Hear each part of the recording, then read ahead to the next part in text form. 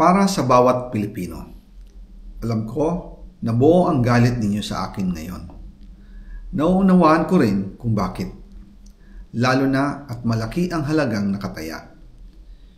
Pero bago kayo humusga, hayaan ninyong ipaliwanag ko ang buong katotohanan. Matagal akong hindi nagsalita dahil may direktang utos sa akin. Huwag nang bumalik ng Pilipinas at manahimik na lamang. Umalis ako noong July 19, 2025 para sa aking medical check-up. Nakaplanong bumalik pagkatapos ng SONA ni Pangulo. Pero habang papauwi na ako, tinawagan ako ni dating Speaker Martin Romualdez at sinabihan, "Stay out of the country. You will be well taken care of as instructed by the President." Noon naniniwala pa ako sa kanila, kaya't hindi ako bumalik.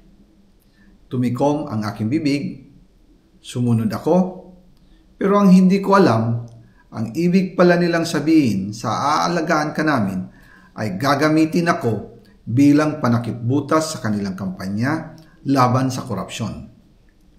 Ginawa nila akong poster boy ng kanilang sariling kasinungalingan. Ngayon, hindi na ako mananahimik, ilalabas ko ang lahat ng katotohanan. May resibo, may ebidensya, at may pangalan. Nagsimula ito nung tumawag si Sekmina Pangandaman sa akin nung nagumpisa ang BICAM process last year, 2024. Ang sabi niya, katatapos lang ng meeting nila ni Pangulo at may instructions na mag-insert or magpasok ng 100 billion worth of projects sa BICAM. At sinabi pa ni Sekmina, "You can confirm with Yusek Adrian Bersamin dahil magkasama sila sa meeting ni Pangulong BBM noong araw na yon." Tinawagan ko po agad si Yusek Adrian Bersamin at tinanong ko kung may instruction nga ba ang Pangulo na magpasok ng 100 billion during their meeting. Ang sabi niya ay totoo nga po.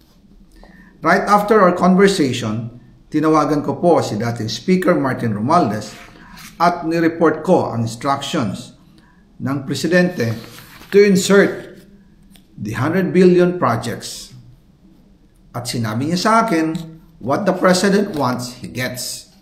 After ng ilang araw, nag-set po ng meeting si Sekmina Pangandaman at Yusek Adrian Bersamin sa amin ni dating Speaker Martin Romualdez sa Aguado Building in front of Gate 4 ng Malacanang at nandun din po si Yusek Jojo Cadiz.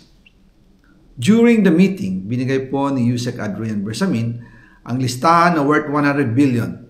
Tinanong ko po si Yusek Adrian kung saan galing ang listahan.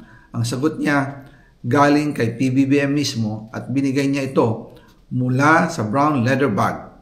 Nung sinabi po ni Yusek Adrian Bersamin yung brown leather bag, naalala ko noong nasa Singapore kami right after the elections of May 2022 sa Hilton Hotel, kami ni dating Speaker Martin and PBBM habang pauwi at pabalik ng Pilipinas, hinabol ng PSG ang brown leather bag at ang sabi ni PBBM, maiwan na lahat, wag lang ang brown leather bag.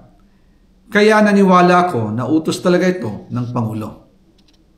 Pagkatapos ng ilang araw, I informed sina dating Speaker Martin Romualdez, Sekmina Pangandaman, Yusek Adrian Bersamin, and Yusek Jojo Cadiz na kung pwede 50 billion lang ang ipasok sa program funds dahil so sobra ang DPWH funds versus sa DepEd. In practice, hindi pwede na mas malaki ang budget ng DPWH kaysa edukasyon.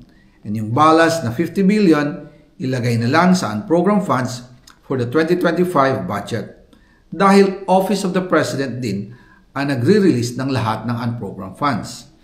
Pagkatapos ng isang araw, tinawagan ako ni Sekmina at sinabi ang mensahe ng Pangulo, ipasok ninyo yan dahil pinangako na sa akin ni Speaker Martin yan at hindi na pwedeng baguhin.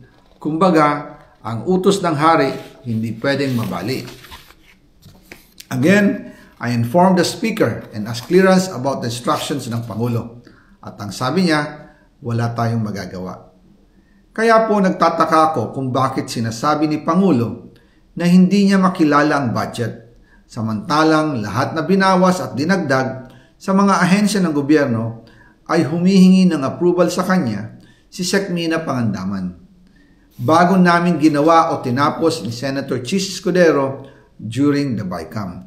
Sinabi pa ni Sec. Mina, everything is cleared with the President. Basta importante, pasok ang pondo na request ng Pangulo. The following day, sinabi ni Sec. Mina, approve na si Presidente BBM sa lahat na binawasan na ahensya. Masaya na ang Pangulo dahil naipasok ang gusto niyang 100 billion insertion. Wala pong perang napunta sa akin. Lahat po ng insertion napunta sa ating Pangulo at Speaker Martin Romualdez. Ako lang at ang aking mga tao, sila Paul Estrada, Mark Tiksay, at ang aking mga security ang nag-deliver papunta sa bahay nila Pangulong Bongbong Marcos at Speaker Martin Romualdez sa North Forbes Park, South Forbes Park hanggang sa Malacanang. Yung mga deliveries po ay merong record ang aking mga tao. Totoo po yung sinasabi ni Orly Gutesa na nag-deliver siya sa Forbes Park. Totoo din po ang sinasabi ni Orly Gutesa na nag-deliver siya sa Malacanang nung siya ay nasa Senado.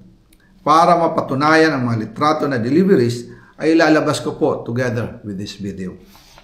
After po ng approval ng budget sa General Appropriations Act of 2025, nagtanong po ako sa DPWH kung magkano ang kailangan na ibigay sa Office of the President o ang SOP na bigayan.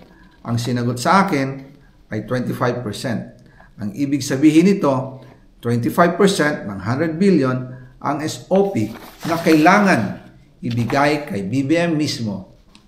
In total, 25 billion ang napunta kay Pangulong Bongbong Marcos. Kaya ngayon ay hinahamon ko si Ombudsman Remulla kung seryoso talaga siya sa mga sinasabi niya sa kanyang press release na idadamay niya pati si Martin Romualdez kung magbibigay ako ng ebidensya. Patunayan niya ngayon ang pronouncement niya. Imbestigahan niya ang Fraternity Brad at ang kanyang kaibigan na si Speaker Martin Romualdez kung talagang tutupad siya sa tungkulin niya.